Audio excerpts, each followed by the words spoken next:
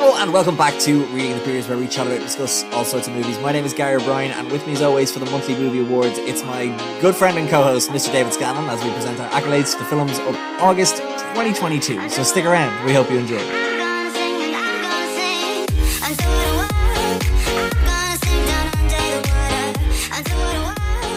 Are we letting people know that we're recording this midway through August? What are you talking about, David? It's September 1st.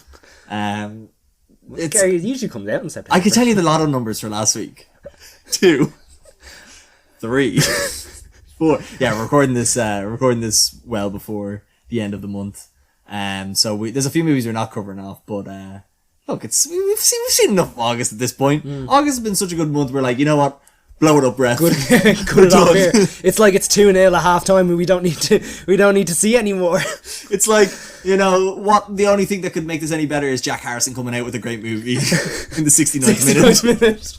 This is going over everyone's head. For context, Leeds have just beaten Chelsea 3-0 and David's in great form, so we decided to record a podcast. Who would have thunk it?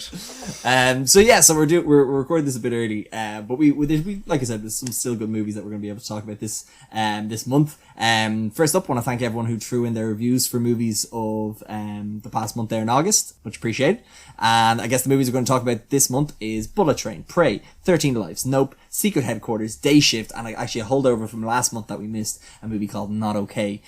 So if you have or haven't seen these movies, you can jump around with some time codes below. We'll try not to spoil it, but there's one movie we're definitely spoiling Not Okay, are we?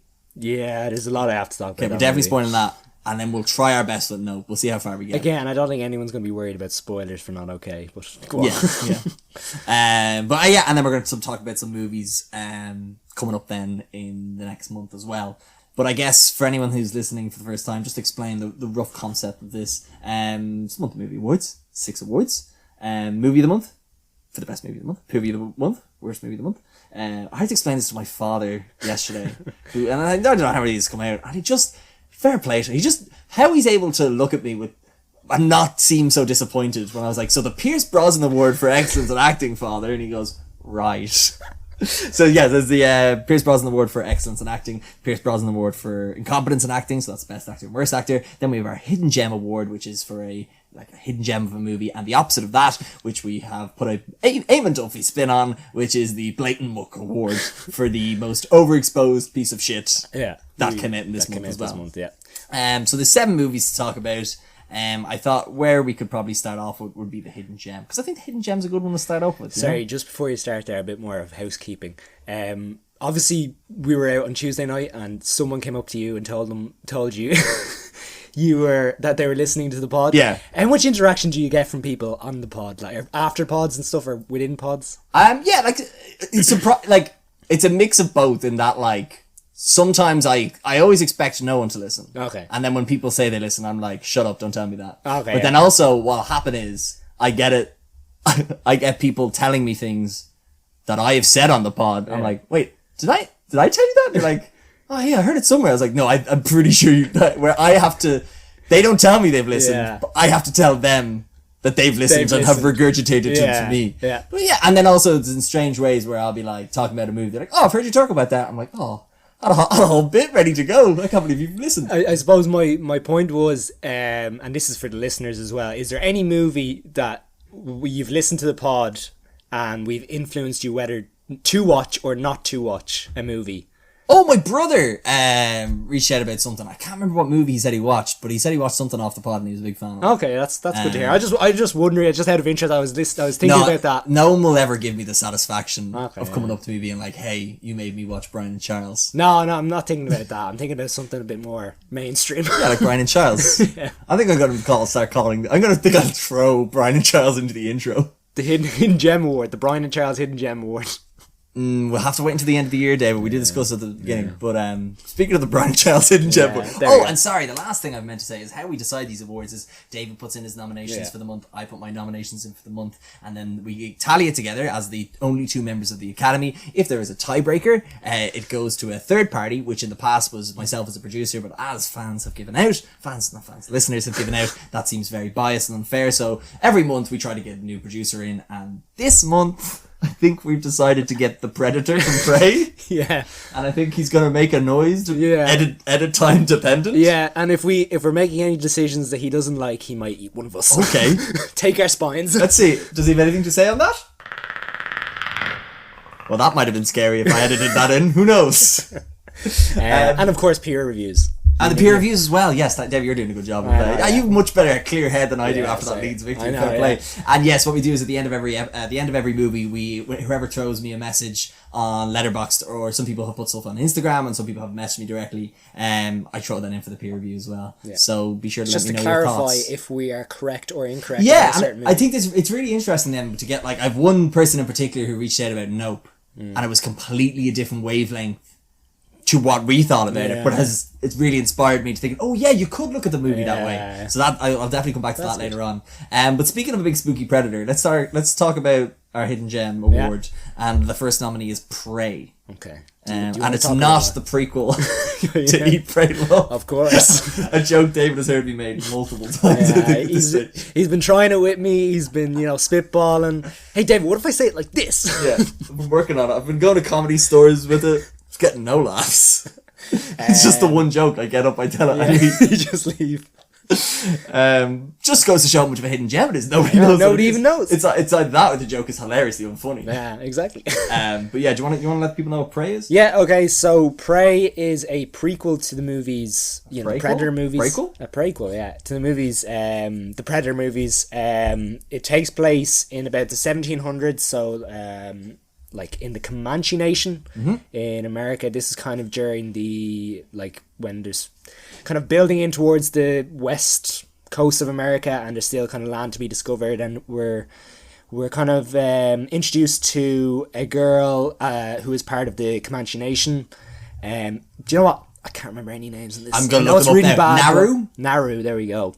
And so we're just kind of introduced to her, and she is obviously a female, but she wants to be kind of more of a hunter, tracker, kind of that hunter-gatherer kind of person as part of the tribe. But obviously the fact that she is a girl means that she has to kind of do other kind of tasks, more kind of mundane, kind of building. She's a healer, isn't it? Is that a thing? Yeah. Yeah, building tents, doing, getting all the coats from certain animals and things like that, and, just building clothes. Stuff, we take for granted now. Yeah, I don't think I could build a tent or get a coat. Yeah, exactly.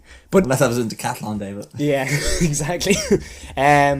So she's kind of our protagonist, and we're kind of brought on a kind of weird adventure across the nation, and we're kind of introduced to her as a tracker, as a hunter, but obviously she gets caught up in something a little bit more dangerous than she's usually used to. Yeah. So.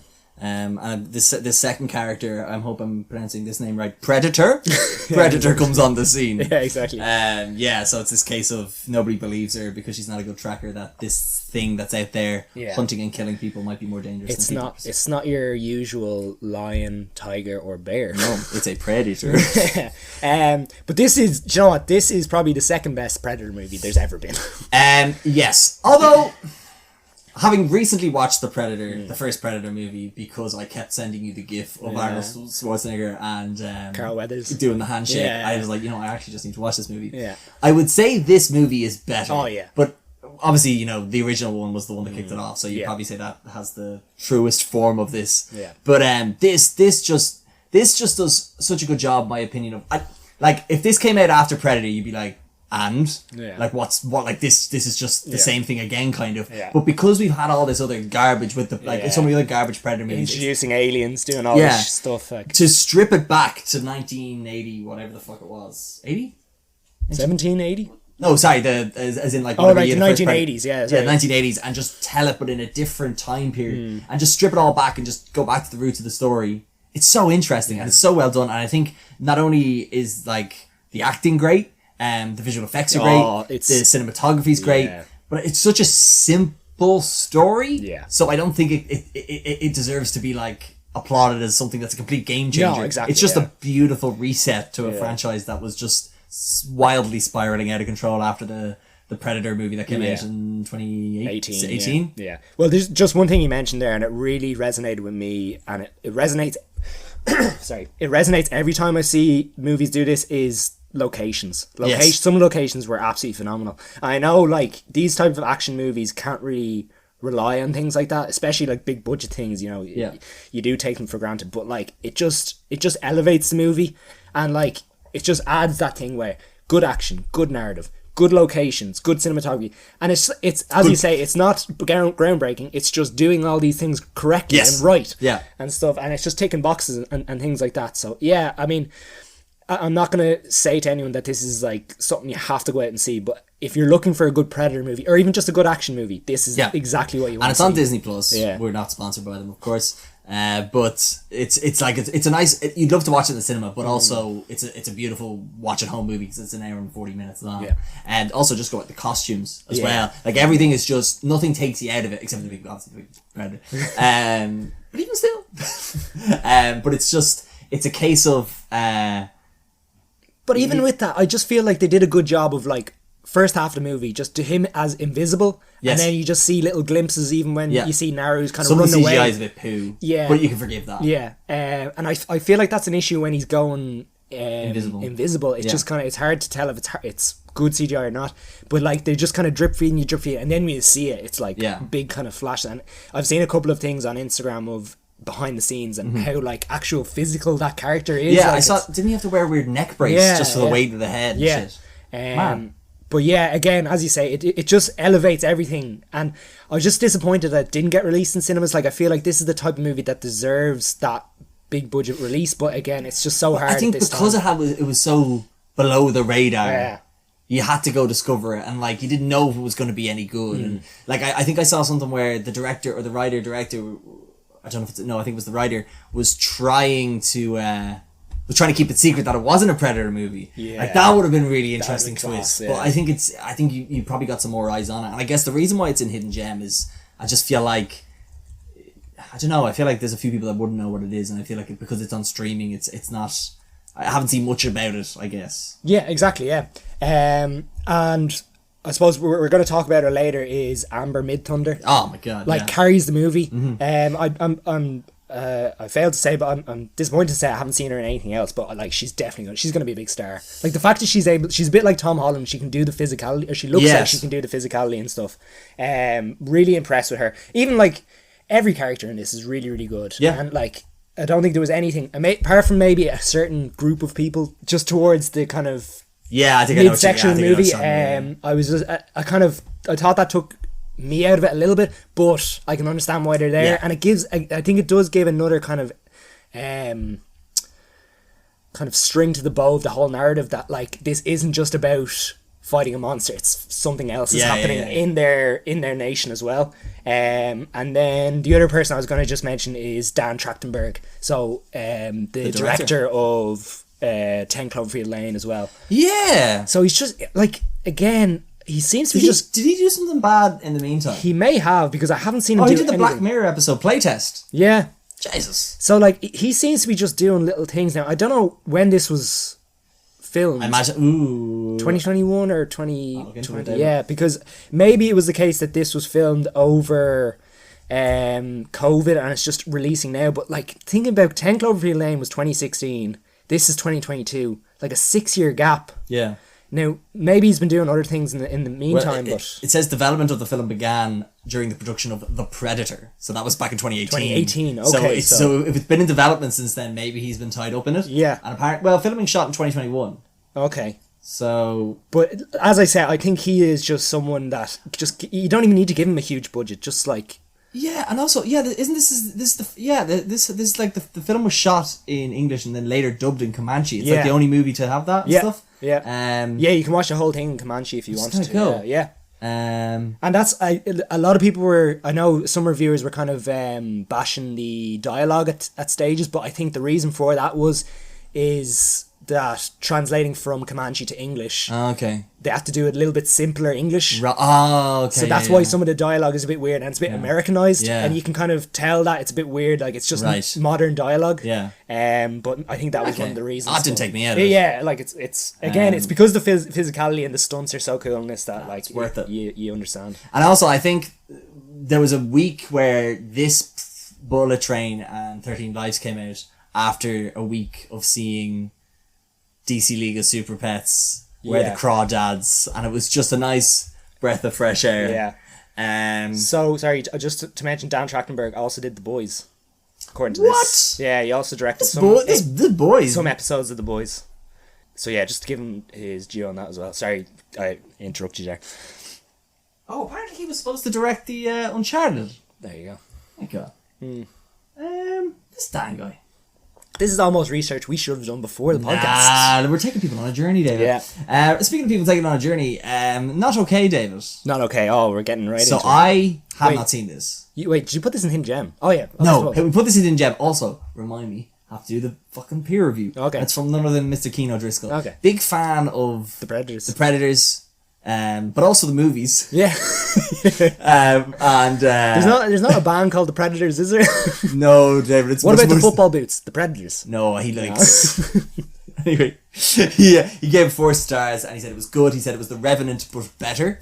He thought that's a great review. Yeah, and he also said that he thought some of the stuff was a bit unbelievable, like even just how she made some quick connections, figure things out, like stuff. I don't want to say that because it's a bit of a spoiler, but he said overall I thought it was good. The one thing he kind of wanted was it was a flashback to the Mayan Empire, just because apparently that was referenced in one of the other Predators. Oh, okay. But I think that's just Keen being a bit of a Predator nerd. Yeah, so of course. Go fuck himself. Yeah, exactly. Yeah. Not okay. This came out in July. It actually came out the same day we went to go see DC League of Super Pets, so we didn't have time to watch it. But you reckon it's worth my time and effort to have to listen to you talk about it?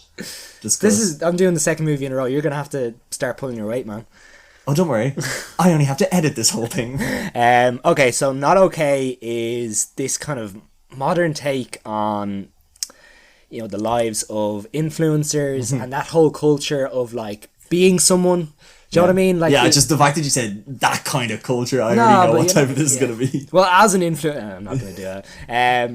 And so we're introduced to this girl called Dani Sanders, and she's grown up in the years of, say, the 2010s. We're not really given an exact date or whatever, but like she's talking about how she missed out on like 9/11, and she missed out on those momentous times and periods in like American life and stuff like that. And she's the typical, tween / early 20-year-old who's trying to find her way in life and wants to have that big break and wants to be somebody. Yeah.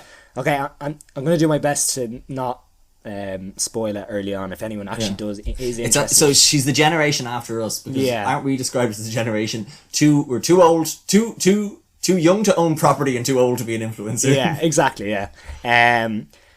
So she gets the idea that she wants to kind of become this influencer type and get in with this kind of gang or whatever, get in with the other people she works with that have this kind of platform. So she makes up this lie that she goes to Paris on this riding trip, and she makes this Instagram page and starts like posting photos that are photoshopped, like with it, the Eiffel Tower and the Champs-Elysees and Arc de Triomphe, all this stuff.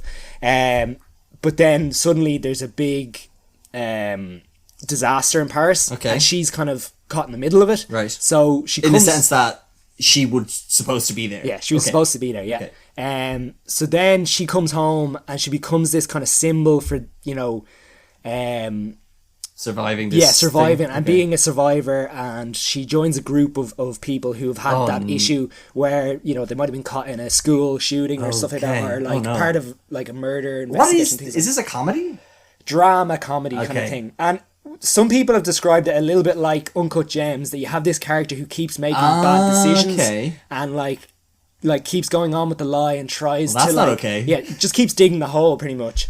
So that's absolutely fine, okay? Like my problem with this is, okay, Zoe Deutsch's character, Dani Sanders, okay, is clearly depressed. At the start of this movie, she's clearly depressed, has no friends, she lives on her own. Even her man and dad won't have anything to do with her, okay? So you clearly have this depressed character. Yeah, exactly.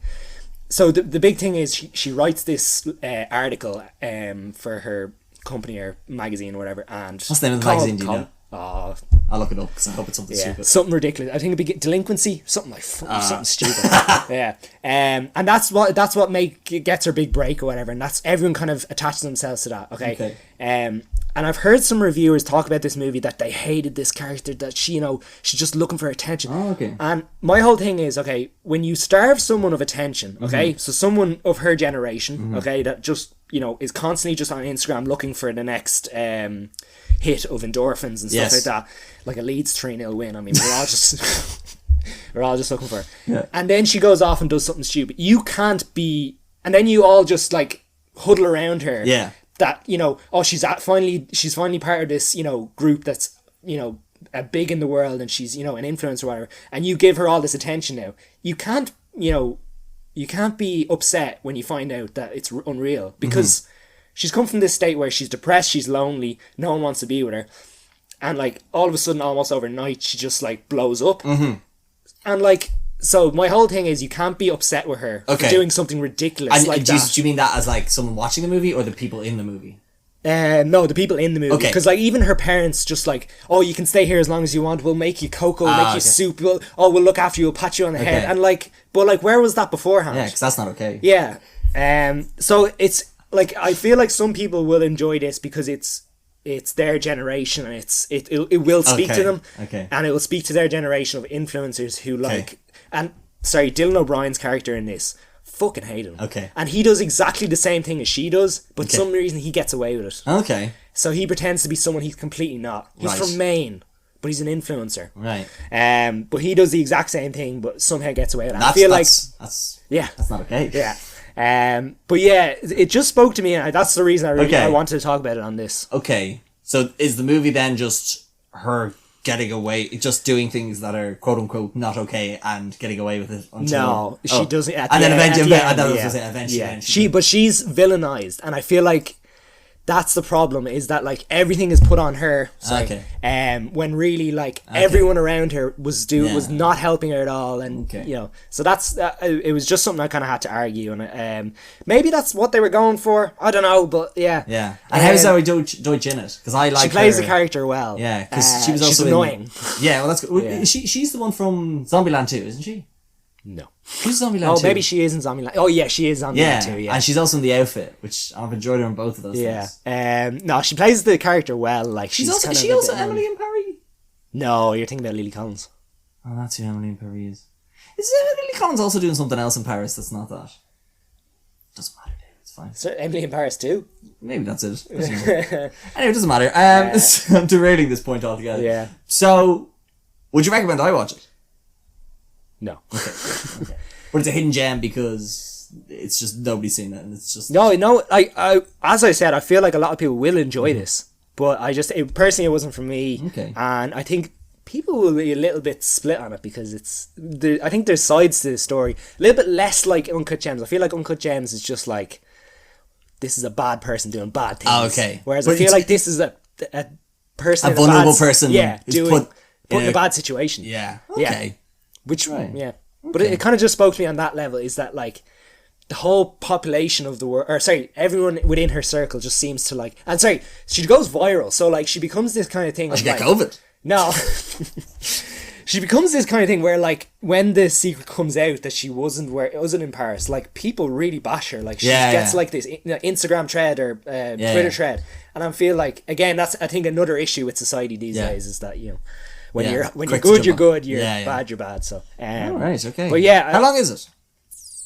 150 maybe. No, I'll give it a pass. Yeah. No, well, I know Avril in the house watched it. She gave it 2.5 stars as well. Yeah. And she said, "Don't watch this if you're hungover or hate yourself even a tiny bit. The second-hand embarrassment is crippling." Yeah, that's fair. There you go. Yeah. That's all the context I have for that. 143. 143. Don't do it. Go watch Prey instead. Yeah. But it's both up for the same award. We haven't decided who wins yet. Right. So the other award, another movie in this category is 13 Lives. Oh, I love it. Which I get to talk about, which is not great because you love this movie way more. But yeah, 13 Lives, ladies and gentlemen. That also, the first two are on Disney Plus, and this one's on Amazon Prime.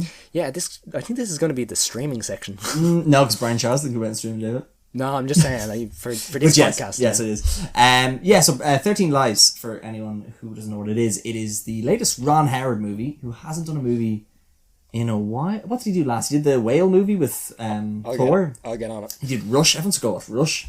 But yeah, so this movie basically tells that story that everyone's like, oh yeah, I remember that. Which was when it was Taiwan, was it? Or no, it was Thailand, sorry. Thailand, a football team and their coach got stuck in a cave after there was a flash flooding, and they were 2 kilometers in that cave? 2.5, yeah. 2.5 kilometers into a cave, flash flooding, and it was all these narrow sort of caverns and such that they couldn't swim. So they sent in 2 English divers who had experience with extracting people from caves, but his last movie, Solo: A Star Wars Story. That doesn't count because he had to. Hillbilly Elegy. Oh, that's supposed to be bad as well. Yeah, Ron Howard's a good director, ladies and gentlemen. Don't let anyone tell you otherwise. But what you call it? These English divers, along with the Thailand government and other sort of Navy SEAls and stuff like that, have to go and rescue these this football team who they do or do not know is alive at the time, and it's basically a story about all of these different sort of teams and organizations and governments and councils and the public coming together to do what is right for, mankind, which is to save these lives of the 13 people at any cost. And it's got a fantastic cast of Viggo Mortensen, who people would know from the Lord of the Rings movie, but also Captain Fantastic. It's got Colin Farrell, Gazzie Award-winning actor Colin Farrell, best known for The Batman, of course, and Joel Edgerton, best known for Bright. Jesus, lad. He's also in Star Wars. Yeah. But these, and there's also some other great supporting actors in it as well. But yeah, it's a 2 hour and 30-minute movie. It's for anyone who might know of the story, you don't know the story because there's so much stuff that go into this that's in this movie that I had no idea it happened at the time. I won't get it's a minor spoiler, but the mayor of the town, it was his last fucking day. Yeah. And this shit, imagine that shit happens on your last day. It's like, imagine working in a supermarket or something like that, and something spills on aisle 6, and you're just like, nah, it's my last day, I'm not going near that. But imagine that's 13 footballers stuck in a cave. Like, you can't walk away from that. So yeah, it's a fantastic story, that I won't ruin the ending of, but, it's a solid cast, and as David likes to shout on, it's just great humanity, story of life, some shit. Yeah, I was just looking up, the caption to the movie is 5,000 people, 17 countries, one miracle that united the world. I don't know if he united the world, but it was on every news station. Right, go on. No, this is okay, so I'll start with the negatives. I think the actors were good, but I just think I've seen them do better. They got rid of Colin Farrell's Widow's Peak. Yeah, and you knew I was off to a bad start. Yeah, I thought it was funny when they kept bringing up Harry, and Harry's the guy from In Bruges. Yeah, that's true. But no, firstly, directing wise, I think this is one of Ron Howard's best movies in the last while. I'm just looking at his filmography, like Hillbilly Elegy, Solo, and then even before that it was Inferno, and then even before that in the Heart of Sea was 2015. Oh wow! So then even before that it was Rush. So like from Rush in 2013 to this, I think that's a big. He does a good movie every 10 years. Yeah, he's done a few documentaries as well, which might be Yeah, he did one at the same time as this for something else. Fuck, that's the vaguest sentence I've ever said. We feed people, no? Yes, it is something like that. Because he was doing the 2 at the same time, and he was talking about how it's so interesting to be doing 2 projects that have the same theme of like volunteerism. Yeah, there you go. Yeah. But so just on the positives, I think like the underwater scenes or the scenes in the cave, like if you're anyway claustrophobic, you will kind of get some sort of sense of anxiety from this movie. But if you love caves, man, this is the movie for you. Yeah. I did think it was a little bit like you had the Hollywood section of the movie and then the Thailand movie section of the movie, which I feel like is the white saviors versus the kind of what felt like the real characters. But I will say that I think the actors did a good job of just being like, nah, this is our job, this is what we're doing. Like Viggo Mortensen was just, and Viggo Mortensen, while I think he didn't do a fantastic job, I think he has some really, really good scenes. Like the bit where they come out, where they find the kids and they come out and have that meeting. I think he's absolutely fantastic. And there's a line he says in it. I won't spoil it. It cuts deep, doesn't it? Yeah, there was some really good writing in it that really puts it all into perspective for you as well. And And then Also, he loved custard creams. Yeah, I was a big custard cream fan. I think that gives the character depth, though. That these are just normal guys, like normal English guys. I think I saw some reviewer saying like some of the dialogue they were asked to give because they don't have English accents sounded a bit cool. Yeah. He's like, get away from our custard creams. Custard creams, yeah. You eat more custard creams? Yeah. That sounds like I'm from Leeds, doesn't it? Leeds, yeah. But no, like I just had a big fan. I was just a big fan of the whole scenes within the cave. Like you really got the sense of. You know, the actors did all that. Yeah, because Colin Farrell came out and said this was one of the most dangerous movies. So they apparently, ever did. because Viggo Mortensen was on Stephen Colbert, and he was like, he went up to the director and was, Ron Howard was, and apparently Viggo Mortensen was like, yeah, I've spoken to the cast, and we all want to do it. Yeah. You haven't spoken to the cast. Yeah, exactly. And Colin Farrell then was talking to one of the divers, and he was like, oh man, what's the scariest movie you've ever had to work on? And he's like, this one you're doing here. Because we can't, there's just one bit we lose you and you might get in trouble. Now I will say, the underwater stuff looks fantastic, but I think if you hadn't known that, you would have just assumed it was stuntmen. So I think it's kind of like, they're adding to it, Yeah, it's just like, it doesn't really add anything to it too much, but I guess knowing that they did it kind of like maybe helps their performance a bit more of understanding what these lads went through. And just on the underwater cave stuff, I think the other thing that gives the movie depth is they show you where they are in the cave, plus it's like a little HUD, like a virtual map thing. Yeah, exactly. And there's a bit where they get a line through the cave and then the line changes colour halfway through. And again, that's something simple that you just like, you know where they are in the cave due to that. And then the other thing I just have to highlight in this movie is there's a lot of times where they do this really good section of just like showing, not telling. So like, you know, if you're thinking about it, personally, when I heard about this story, like the whole thing, you know, I was thinking like, how hard could it be to get kids out of a tunnel, like, you know, underwater, you know, but like they show you how difficult it is to get a civilian out of a cave, without just like being like, oh, it's impossible, how can you do it? But you like, they show you through the movie how difficult it is and how hard and how claustrophobic it is for even one person to get through. Never mind, because like and like even like because obviously they're swimming through this cave.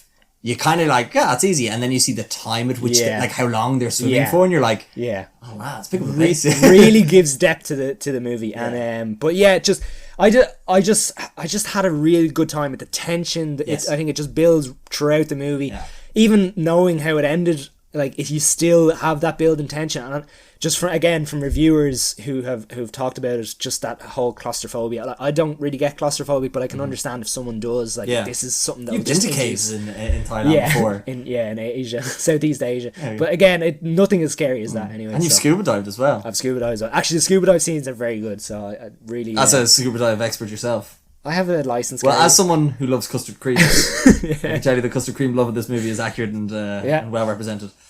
Peer review, Gary. Peer review? Yeah.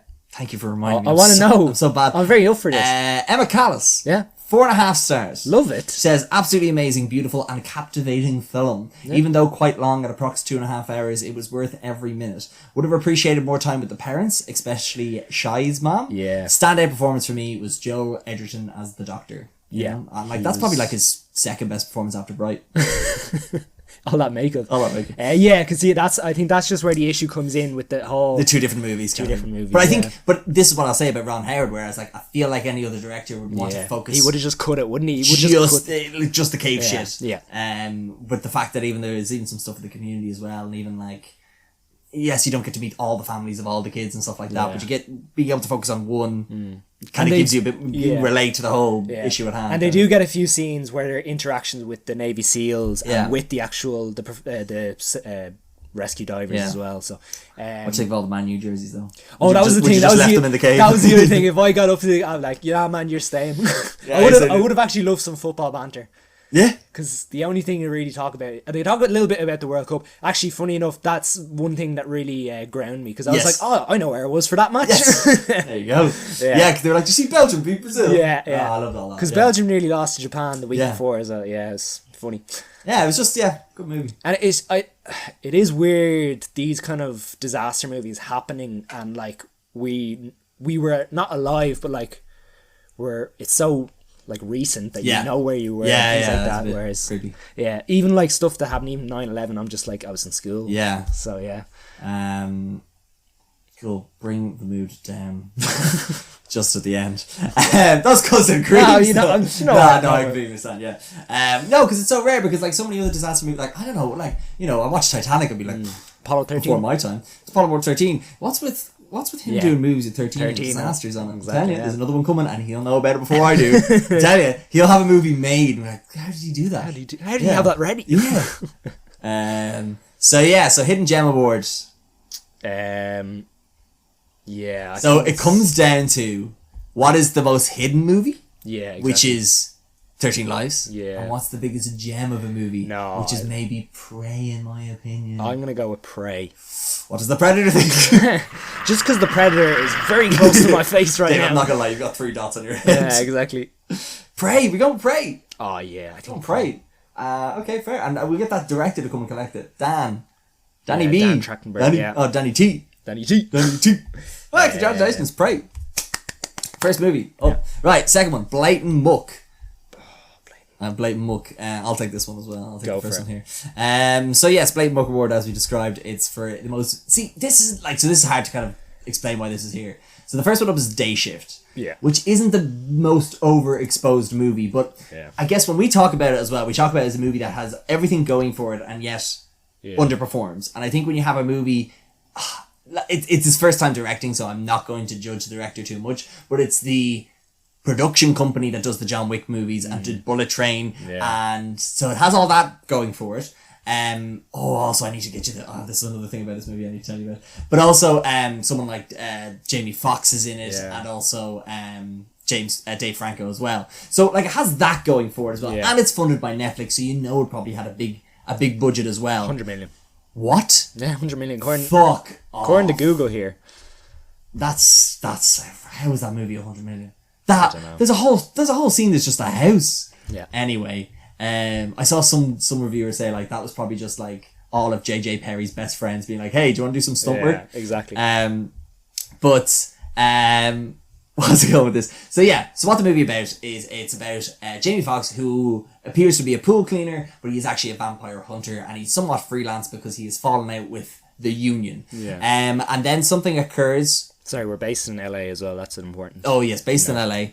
And what happens is all of a sudden his ex-wife is looking to move their kid to another region or school or something like that, but because they can't pay the tuition, so he needs to come up with 10 grand to be able to pay for this. And how best to do that quickly is to hunt vampires and take their fangs, but he can't do that as a freelancer because he doesn't get enough money for it, so he tries to join the union. So he has to go.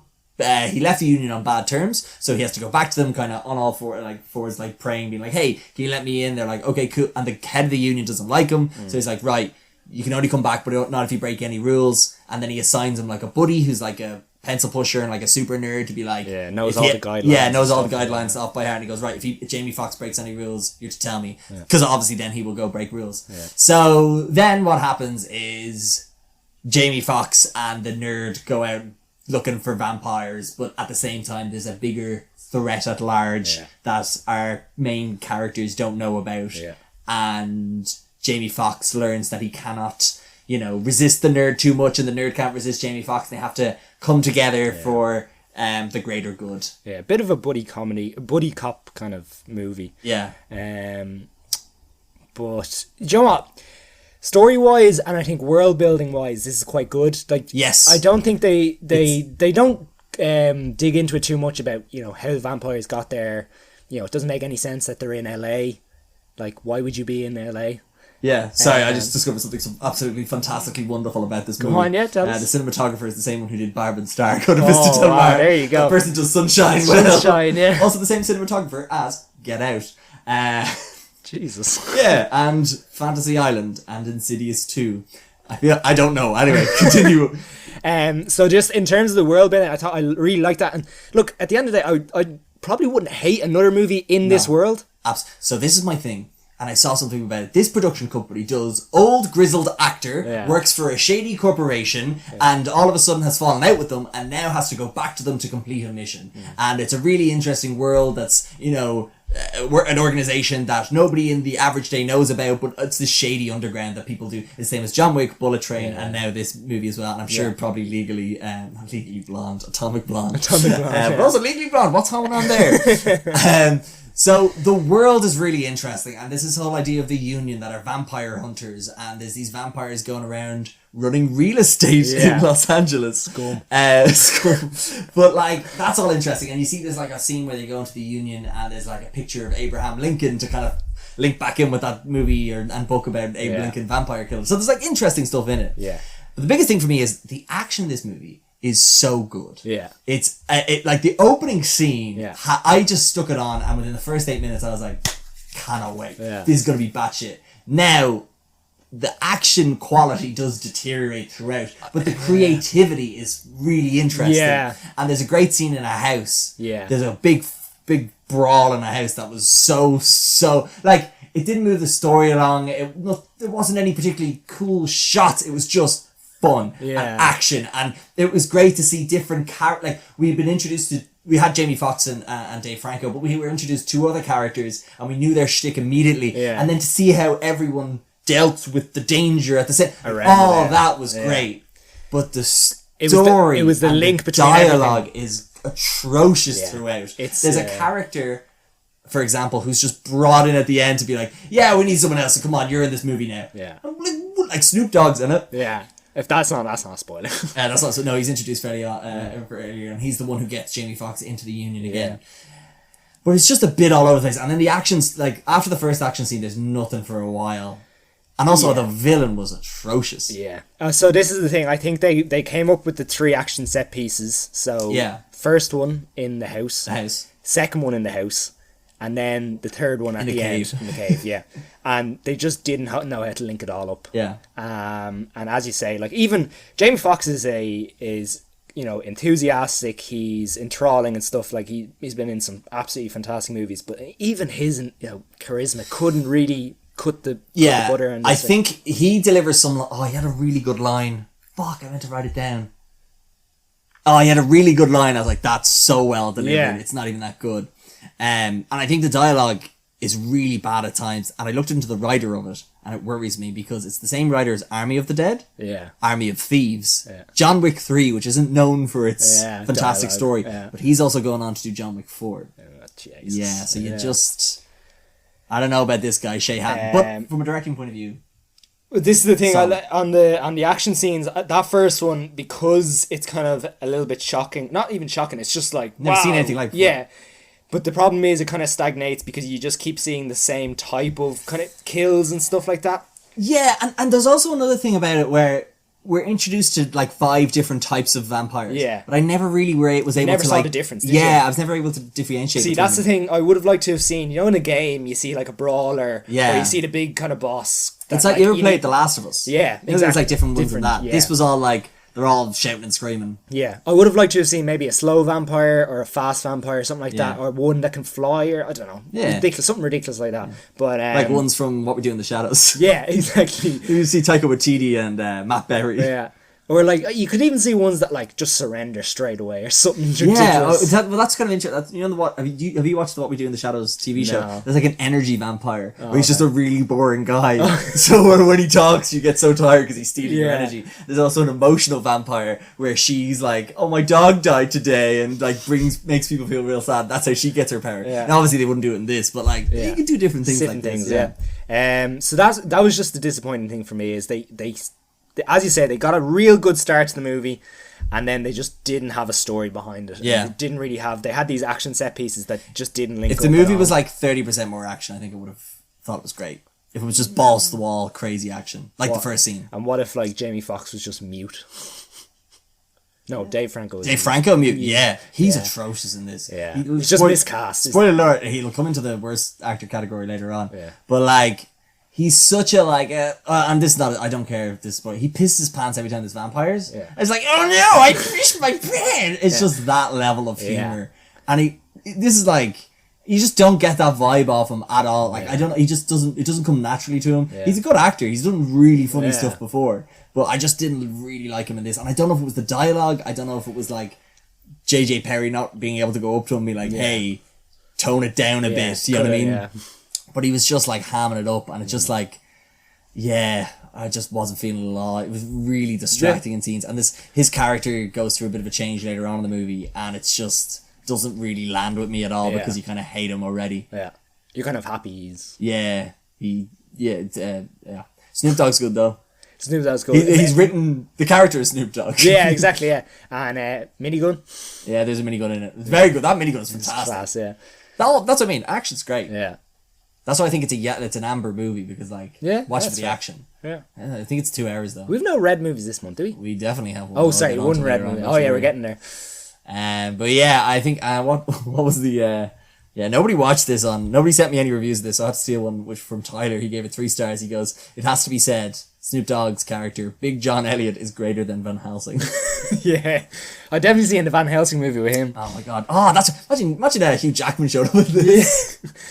Love to see it. Okay, and then the other blatant muck movie for this month as well is, and again it requires intense clarification from myself, is a movie called Nope. I'm going to leave the room because I want nothing to do with this. I need to explain. So, again, it's talking about a movie that has everything going for it, but doesn't deliver on what's the expectation for it. And I think, based on the one thing someone has said to me, and then I looked into it a bit more, some people went into this movie expecting one thing, and it did not give them that, and then therefore it could be seen as quite a disappointment. However, and especially for a movie that everyone tells you not to read much up on before going in. Yeah. But also, you can have the reverse effect of you don't expect much. You expect one thing, and it ends up being a different thing, and you're very happy about it, and it's like a fun adventure time. So the reason it's here is just because of, it's a movie has a strong ability to not live up to certain people's expectations. That's fair, yeah. Considering what Jordan Peele has done previously, I can understand where people are coming from. This is less of a horror movie. Less of a horror movie than Us. Very much less than a horror movie. And more of a sweeping adventure, action adventure. And there's tension in it. Yeah. It's more of a blockbuster. Blockbuster, yeah. It's a blockbuster action movie. Yeah, that's fair. Not a psychological thriller that a Get Out would have been. Exactly, yeah. And I think because it's Jordan Peele, people expect that. Yeah. Also, I think the mystery in this isn't as interesting as the other two. Yeah, I don't think there's a bigger meaning in the mystery. And again, we're going to try not to spoil this too much. Do you want to explain what Nope is, or do you want to wait for this to be a nicer category? Oh, maybe wait for a nice category. But again, I think it's just it's easy to understand where you're coming from there. I just need another movie to put in here, David. No, I think it's fair because it's not winning. Don't worry. Yeah, but it's not. Don't go into it with lower expectations. Don't lower your hopes. Just open your mind. Open your mind. Open your mind to new experiences. Yeah. But Day Shift wins. Yeah. 100%. Even the Predator is nodding. Yeah. He's out there killing Dave Franco. Exactly. Yeah. Right, and then Worst Actor, or the Pierce Brosnan Award for Incompetence in Acting. We're obviously carrying over Dave Franco from Day Shift. And there's, I get to talk about Secret Headquarters now. Oh, that's 2 in a row for me. You can talk about Bull Train for days then, that's fine. Secret Headquarters. Right, David. Okay. So, strap in, people. Right. It's not bad. It's not bad. It's just not good. So, the Secret Headquarters, first of all, horrendous title for the movie. Makes no sense. Yeah. Okay. So, Owen Wilson is with his kid and wife at a camping site, and something falls from the sky. And Owen Wilson goes to investigate, and then all of a sudden he is greeted by a US Air Force man and his plane and a weird UFO, which they don't call a UFO in this. They call it a HO? that's the weird thing they call it Nope as well. It's like that's 2 movies mentioned that in 1 month. Very strange. And it's a weird UFO looking UFO. And then all of a sudden a weird orb comes out of it. And then it goes over to, it's played by, it's one of the guys from Grey's Anatomy, Jesse something. Anyway, Williams, yeah. It scans his face. Oh, but Jesse Williams is a bit of a freak because he's all like, this is technology that could help the entire human race, and we'll become like the most technologically advanced force in the universe. Blah. He's like, but he's an Air Force man. But he has this weird thing about technology. Yeah. Anyway, so then an orb comes out of the spaceship, scans his face, being like, scanning for Guardian. And then it's like, declined or not accepted. Then it scans Owen Wilson's face and it says like, scanning for Guardian, granted or accepted. And then all of a sudden the spaceship morphs and explodes, and then Jesse Williams is unconscious, and then it cuts to like 3 years later after the orb attaches itself to Owen Wilson. You know, the action star. And then cut to a couple of years later, and then we get like a montage opening of this strange new superhero called The Guard, and not the Brendan Gleeson character from the 2011 or 13 black comedy. 13, yeah. And it's so funny. So for this whole movie, they're like, The Guard is coming. I'm just like, on Guardian Chicago, huh? We said that so much as youths. It's so funny. But it's yeah, so there's this whole thing about the Guard is going around stopping all this crime, which is not like our fucking society. They don't believe much. But it's this guard's going around the world saving everyone. But what's happened now is the kid whose name, it's the kid from the Atom Project. Yeah, Walker Scobell. Yeah, that's Scobell. Scobell, yeah. Yeah, Scobell. I'm not saying you're wrong, it's just funny. Yeah. Because I was going to mention that it's the same kid from the Atom Project. I kind of wish we could give, like, he's not getting the worst actor nomination in this, but I kind of hoping he would get it so we could call it the Scobell Prize. Anyway, that's not a funny joke. Remember when I made the not okay jokes earlier? Fun times. Anyway, so he plays Charlie Kincaid. Charlie Kincaid, yeah. Anyway, so he plays Charlie, and Charlie then and his mother are separated from his father because his father apparently has gotten really busy with work lately. And it's this notorious thing of like Charlie's dad is very absent. And all of a sudden then it's his birthday coming up, and his dad never remembers his birthday, David. It's a whole subplot. And what happens then is he has to stay with his dad for the weekend, but all of a sudden his dad has to go for another IT conference out of the blue. And Charlie then pretends to ring his mom to pick him up, but he doesn't ring his mom. He rings his best mate, Burger, and who's the kid from The Boys. I'll talk about that in a sec. And two mots that they like. And they all come over to the house, and they're all like, they say they're going to have a rager, David. That's one of very few, many outdated terms in this entire movie. And they're playing around or whatever, and all of a sudden the secret door opens up, and they discover there is a secret headquarters underneath it that belongs to the Guard. And everyone's like, oh my god, your dad's the Guard. And he's like, no, he must just work with him. And then, sorry, I know this is long, but what happens is Jesse Williams' character, he has a ridiculous Sean name. Irons. Oh yeah, because he has a ridiculous name later on. Sean Irons becomes like a conspiracy theorist online, being like, where's the Guard? How does he get his powers? Also, Charlie's a big The Guard fan. And he works for Michael Pena's character, Ansel Argon, who is like a billionaire tech company guy who owns like a lot of defense systems and stuff that the Guard is putting out of business. Yeah. So he wants to find the technology the Guard is using, and he's always trying to track it down, but the Guard is very good at covering his tracks. So when Charlie and his friends break into the secret headquarters, they start messing around with all the gadgets and shit like that, and then all of a sudden, because they're taking the piss, Argon and Sean Irons are able to track onto the signal, go to the house and break in and try and seal that orb, which is called the Source. And Owen Wilson's off saving the world, so he doesn't know this happening. So Charlie and his friends have to band together with all of the Guards, tools and technologies to fight back Argon and his not mercenaries, but his like team trying to break in and steal the orb. Spy Kids. But also Home Alone and the MCU. Okay. So look, this movie is fine. It's harmless.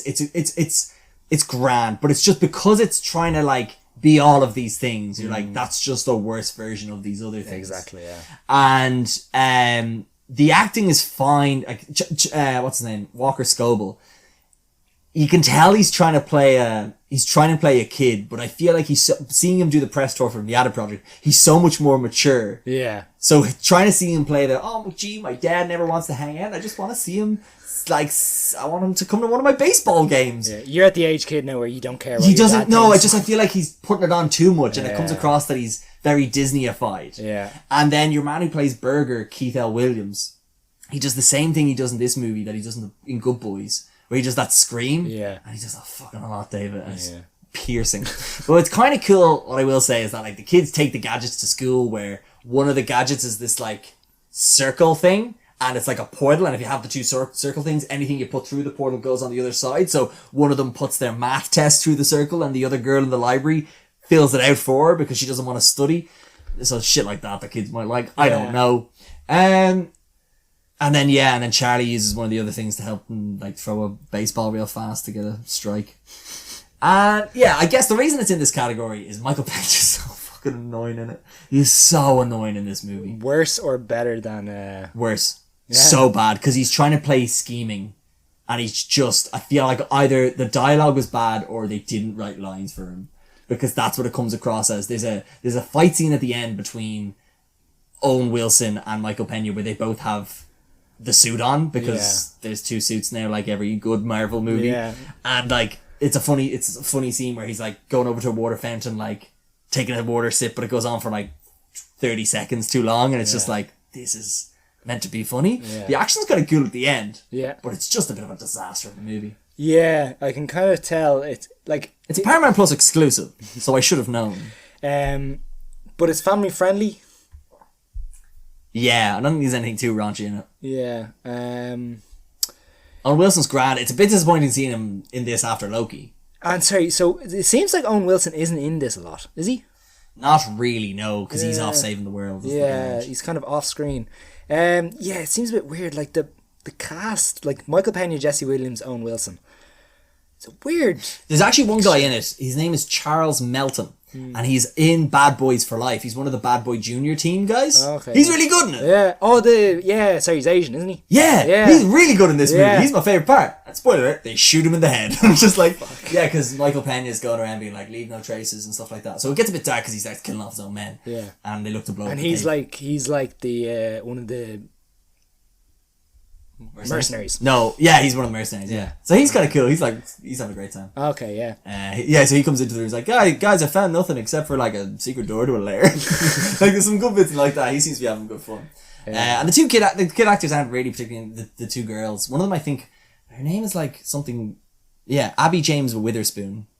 I wonder if it's connected. Yeah, I mean, come on. There's only so many Witherspoons. But I just have to give it to Michael Pena because I've seen him in this at Moonfall now, and two in a row, and also there's an obscene. Yeah, what was it? Load of Volkswagen cars. Volkswagen, okay. This is the whole reveal for the new car because they have a car. They call it the G-Mobile. Something I wish I called my car, but and it's a Volkswagen as well. So it's like it's perfect. And they released They have a new G-Mobile at the end, and it's that weird.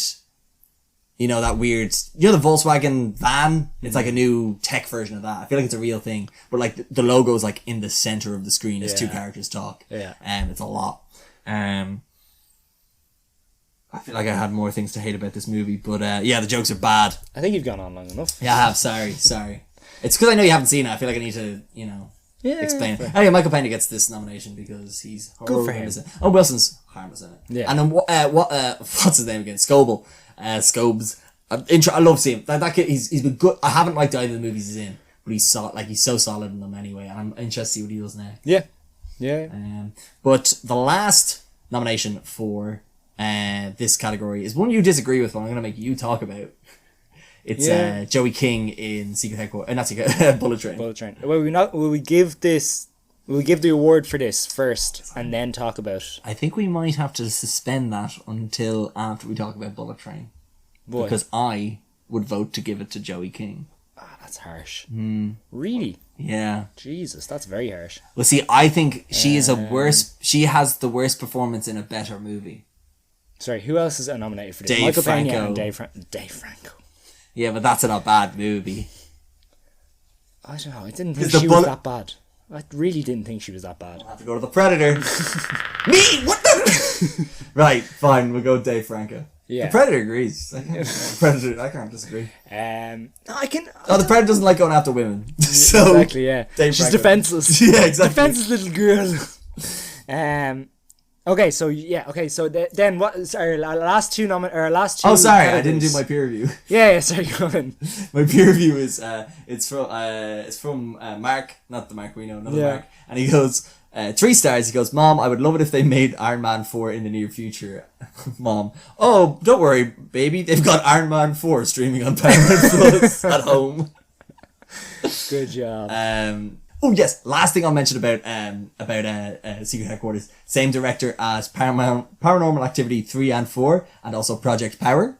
Wow. And also, it is the writer of Thor Ragnarok, Thor the Dark World, and there's one of 4 writers. So there's that writer. Then there's also, the 2 directors. There was someone, the cinematographer of this movie, Larry Fong. What's he done, I hear you ask? Batman v Superman, Dawn of Justice, Watchmen, Kong Skull Island, 300, Sucker Punch, The Predator, the new one that came out, and Chip 'n Dale Rescue Rangers. What? Yeah. Anyway, moving on. Sorry, I thought. Let's say, hold on. There's 2 directors and 4 writers. Yeah, two of the writers and the 2 directors. Oh wow, Jesus. Yeah, they paid a lot of money for this movie, probably. Fuck. But yeah, let's talk about Bullet Train in our Best Actor award. But let's just talk about Bullet Train in the whole, because it's the last movie we have here. Sorry. We're going to talk about Bullet Train. As you can imagine, it's a movie that predominantly takes place on the bullet train that goes through Japan. And we are introduced to Brad Pitt, who is a assassin.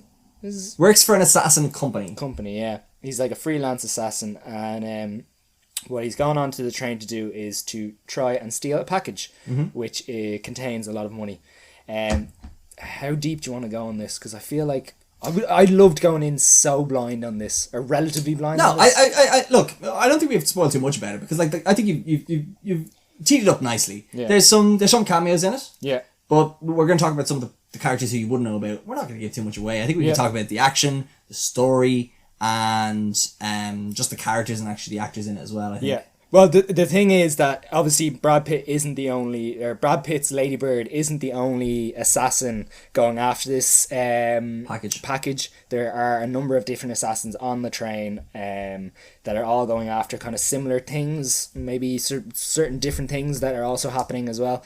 And it all kind of culminates in them, meeting each other throughout the train journey. They're going from Tokyo to Kyoto, is that it?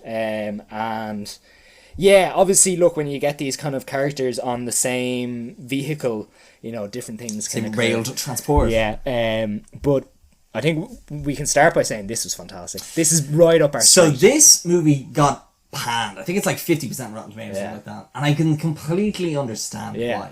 But I had so much fun in it. Yeah. I was laughing at this movie more than other people in the cinema, and that's always a bad sign, because I have weird sense of humour.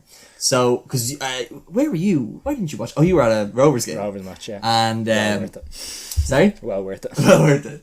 And I was very eager to hear what you thought of it, because I was like, I need to know. Right. I'm not going insane here. Yeah, no, because I went to see this with Kira, and like she was like, afterwards she was like, you enjoyed that far too much. But yeah, it's just the type of humour, the injection of action, callback humour is the types of characters in it. Like there's 2 characters who are definitely up for the Best Actor award, which would be Brian Tyree Henry and Aaron Taylor Johnson, who are like ripped right out of a Quentin Tarantino movie. There's Guy Ritchie elements to it, which we love. It just has all this types of humor that we enjoy, but I can also see why people wouldn't like it, because the story could be seen as quite derivative. Maybe some character arcs aren't 100% there. Some characters just cop in and then they just disappear. Some of the jokes go on for too long or are too focused, which I loved more because of that. And I like some of the types of characters, like we said, have been seen in other things, so it's just like they're just playing characters from this, but I just saw it as more of like, it's these characters from like it's characters from a Quentin Tarantino movie in a more action packed movie, which that's a winning combination in my eyes. Exactly. The world building as well. I know I mentioned it earlier, but again, it just felt like you could have. I would watch a similar story taking place somewhere else with, people we hear about or things like that. It's just like developing out the world that like this isn't the only thing happening. Yeah. Or like, there's something happening, say, across the world that in the exact same arena or the exact same idea happening with different characters. So again, that's something I just really enjoyed, is that it just fed the world and it made it feel more round than it was probably meant to be. Yeah, and it's a simple premise. It's a train. There's stops. There's carriages. You under like those are the rules. Those are the boundaries of the game and of the movie, and you get to play within that then. And I just think it's really interesting what they do with every time the train stops, every time they move through certain carriages. I will say the trailers ruined a lot of this movie, so do stay away from them as much as possible. I know that's what some people seem to give out about it because they think the trailer's better than the movie, but I think I watched one trailer and stayed away from it then. And I really enjoyed it for it. And I think a lot of the jokes are ruined in the movie, in the trailer as well. But I think, the performances, Brad Pitt, man, like after winning the Oscar and what he does in Lost City, and then this role as this kind of like a pacifist assassin who's kind of found his true calling, trying to be zen, kind of hippie-ish. That whole thing throughout, like not wanting to kill anyone, but like Mr. Magooing his way through a train where people seem to die around him. And then like the characters of Tangerine and Lemon, like they're like great. I don't want to say too much about it because they're different. Exactly. Like one of them has a particular affiliation but just fascination with a certain animated or children's TV show that I saw some people giving out about, but I thought was really funny. It's trains, Gary. Makes sense. Yeah, and like the fact that there's like, you know, there's threats that are set up early on in the movie that are paid off throughout. That I just think is well done. And I will say Joey King brings this movie down so much in my eyes. Well, what was it? Was it just you didn't believe her, or was it? It's this weird thing of like the type of character she's playing. She comes across as so unlikable. But I feel like the character she's meant to be is more pro-feminist. In that, like, how dare you not assume this of her? You know, she's going to go out and get what she deserves. But it comes across as like a snotty little brat being like trying to like get like one up on like people, but I don't want to say too much, but it's just like, I don't know, it's just like I wish I was rooting for her. That's what I want to say. I wish I was rooting for the way the movie made me feel like I was trying to, because of the message I think it was trying to promote. Okay. Do you know what I mean? Yeah, okay, fair. I can understand. Yeah, like I didn't like her. Yeah, and I feel like that was a problem. But I didn't like a lot of people in the movie. Yeah, but I just feel like for the character, like I know we weren't supposed to like anyone. It was like Brad Pitt was but I feel like I liked Brian Tyree Henry and Aaron Taylor Johnson.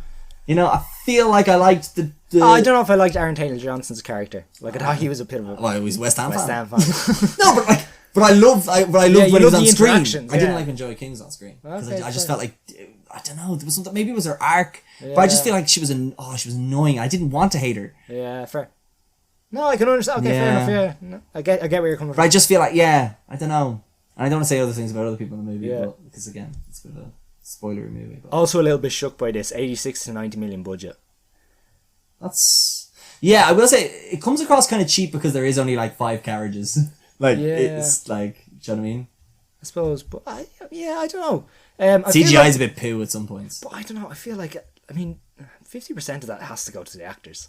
Like with the amount of talent you have. That's true. Yeah, that's a lot of. Yeah, there's a lot of. Even some of the cameos, I'm like, they can't have been cheap.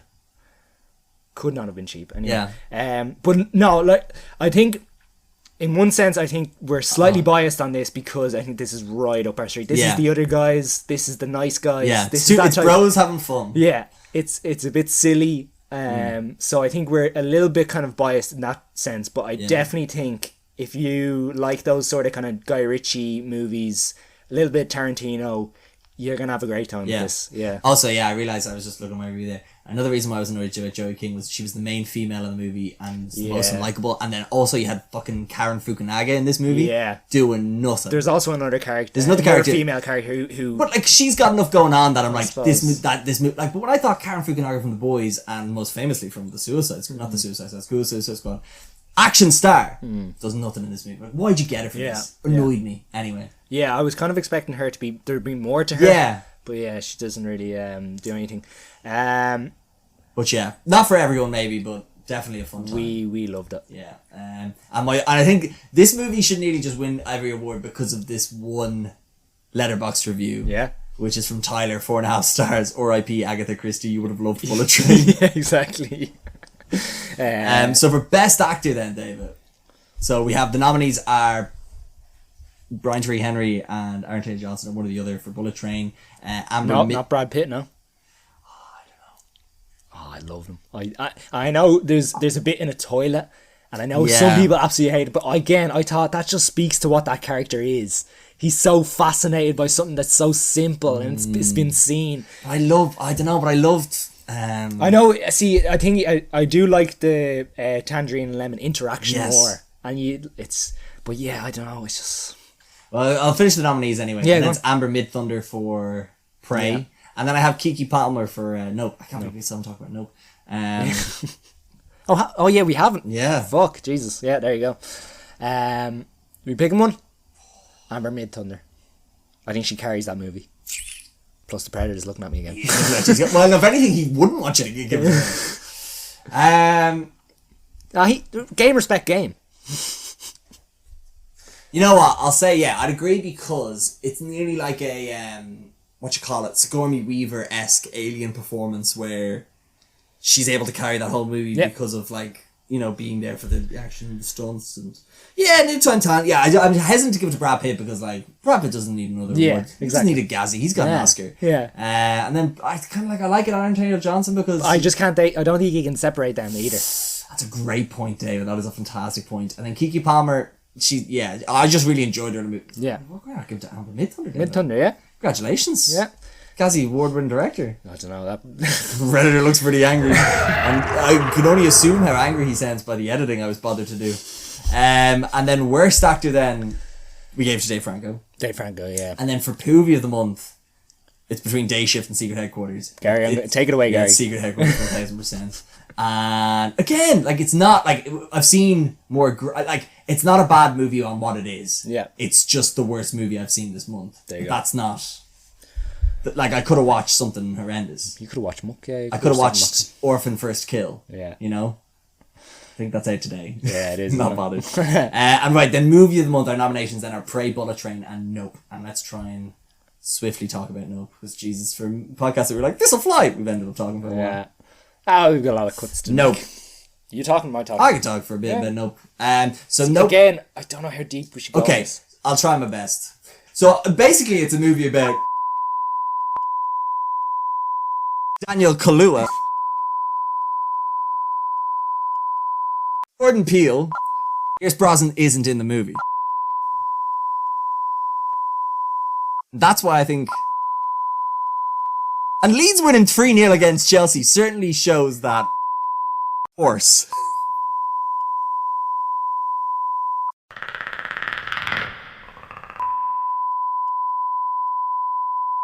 But I suppose in a more simple way, what I could say this movie about is Daniel Kaluuya and Kiki Palmer are horse ranch owners, and they supply horses to Hollywood for stunts and such. And an incident occurs where they now have to run the family business. Kiki Palmer is the more entertainer of the two. Daniel Kaluuya is very one note, very shy, doesn't have a lot to say, and it's about them trying to get some money, but these weird events keep happening nearby that's causing them to shift their priorities to that. And then it becomes a case of, linking up with Stephen Yeun a bit to understand what's going on there. They even go to a tech shop to get some cameras to see if they can kind of capture some footage. And then it's all about them trying to understand the mystery of what's going on in their ranch and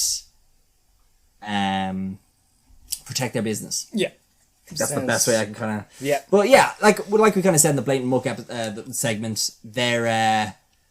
it's not the most horror-esque movie. It's definitely more of a blockbuster, I would deem it as. Yeah. Very much a Spielberg blockbuster of a movie. Performances are all great. Yeah. Cinematography's great. Same director of photography as a lot of Christopher Nolan's movies. Yeah. Score is fantastic. My biggest problem with the movie is that with all Jordan Peele movies, there is a message and then there is a story. Yeah. And I think in this movie, the message is less obvious because it's given nearly a different storyline within the movie. Yeah. And it comes across as two different movies, and because the story element has a beginning, middle, and end, and the message side of the story doesn't really have a beginning, middle, and end, or it has somewhat of a connection to the main story, but not too deliberate, that it leaves you kind of trying to understand what the movie's about, and especially when you go in with open expectations or certain ideas about what the movie's about in your mind, it kind of has this just jointed nature to it. Yeah. But again, it's like a Jordan Peele movie, so it has you coming out of the movie immediately trying to understand what it's about, which is a positive. Yeah. And again, I think it has to be like a big screen is great for some of the action scenes on it as well. Again, all takes place on location and stuff like that. Yes. So yeah, it, again, really helps. I think the problem with this movie is just a little bit of balance. Yeah. I think it was trying to balance too many things, kind of juggle too many storylines all at once, and it leaves you kind of trying to connect dots in the background while things are happening. Yes, yeah. But for personally, I thought I really enjoyed it. Like, it has this kind of secondary storyline which links to the main storyline, and you're kind of running parallel and you're linking the two, and it's about... It also links into Hollywood as well, and what you do for fame, or what you do to kind of fame and glory and things like that. So I can understand why, say, critics love it in that sense. But as you say, I think balance wise there was a bit of an issue there. Again, plot and narrative over what you say, it was meaning or the message of the story. But look, man, I had a good time. Yeah, it's fun. Again, I think the highlight of this is just the end action scene. Yeah, really, really enjoyable. Top notch, like one of the best. Yeah, ending Jaws-esque kind of thing, and so I would definitely like. It's funny we're putting in blatant muck, but I would definitely recommend people see it. Oh god, make up your own mind about it. I think that's why you have to go and make your own mind about it. Also, I just think as well, I think it's his best directing. Yeah. Since Get Out was just like, oh my god, I can't believe he did that. Yeah. Whereas this was like, I didn't know he had this in him. Yeah. Because just like even some of this, because he's a director writer as well, so even how different story elements are explained throughout, and it all comes together at the end. Yeah. And it's all used really smart. I thought it was really well executed ending. Yeah, absolutely. Leaves it kind of vague at the end as well. Kind of does, with our main characters. So, and again, probably open to interpretation. Yeah, funny. Yeah, kind of black comedy kind of thing. Yeah.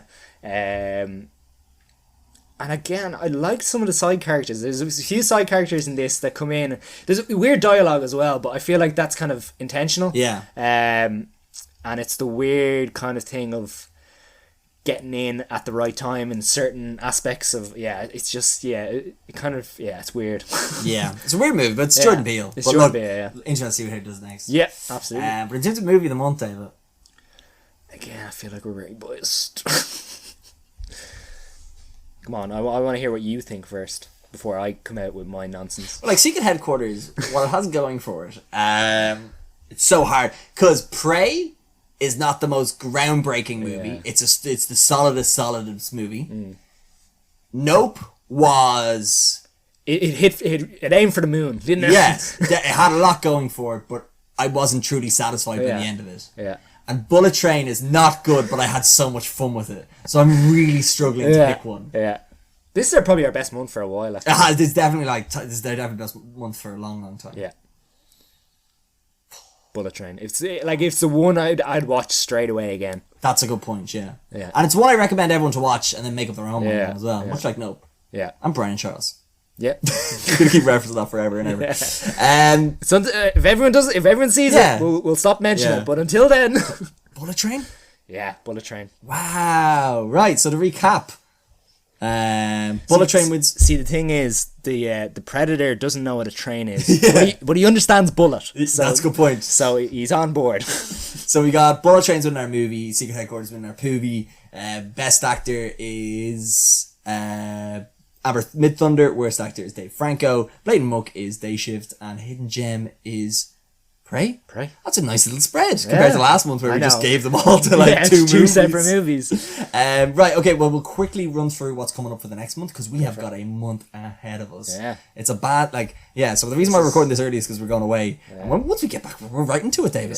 We're going to be writing the shit. We've got Fall coming out, that movie I talked about last month. I got pushed.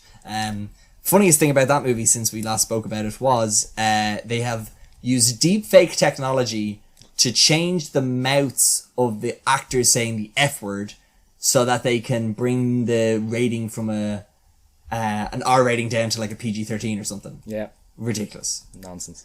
We got 3,000 Years of Longing with Tilda Swinton, Idris Elba, George Miller, who did... Idris Elba? Yeah. 2 months. Two Yeah, movies this that and month. Beast. Oh, we missed Beast this month, but sorry. Oh, sorry, yeah. Yeah, whatever. It might, if it's really good, we'll talk about it next month. Yeah. I don't know where we get the time. Yeah, but it's basically all this kind of like, this doctor runs into this genie and it offers 3 wishes, but something goes awry. That sounds like a Simpsons episode. Yeah, I don't want to explain them all too much. Then we've got Pinocchio coming out in Disney Plus with Tom Hanks and Pinocchio and other Pinocchio characters in it. Yeah. All I want to see from that, David, Pleasure Island. That's all I want to see. I want to see those boys turned into donkeys. Nice. Is that too much to ask? Oh, yeah. See how they run with Yeah. Sam Rockwell and Saoirse Ronan. Looks like a bit of a Knives Out, doesn't Doesn't Or it? something Yeah, like that.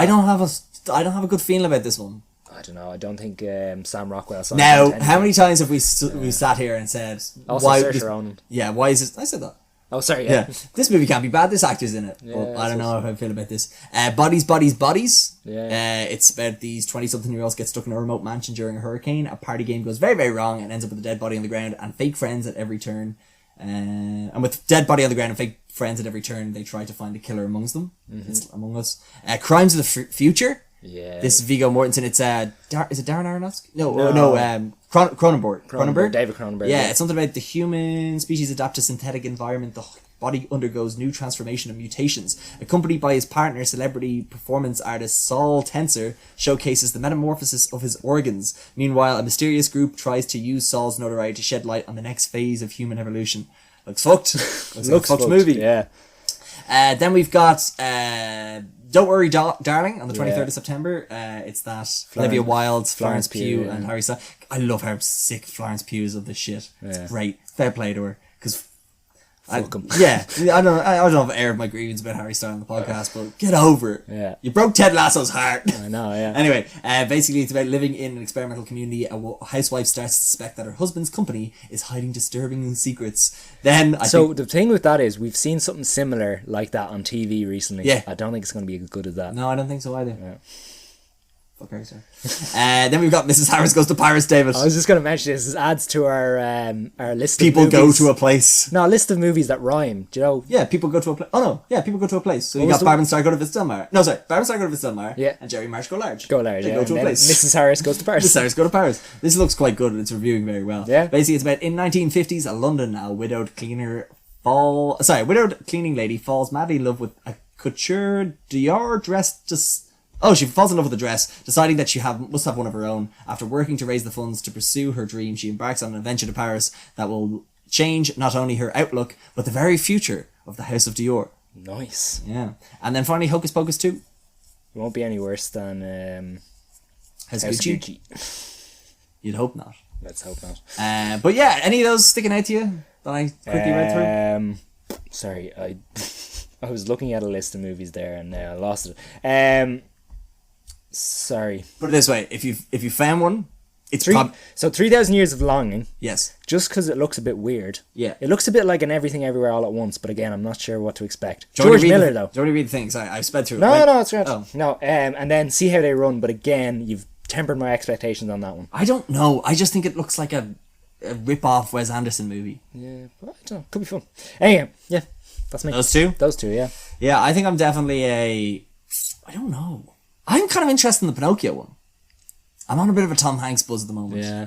He's America's dad. He's America's dad. Fluffing my hair, Mr. Hanks. Or it's America's Dad and the Wooden Boy. And yeah, probably 3,000 Years Along, and just because I'm interested to see what George Miller decided to do after all this, after 6 years after Mad Max. Mad Max Fury Road. Yeah. Right, I think that's it, David. That's us. That's it, us done. That's August done. August done. I mean, there's another few days left, but you know. Sure, listen.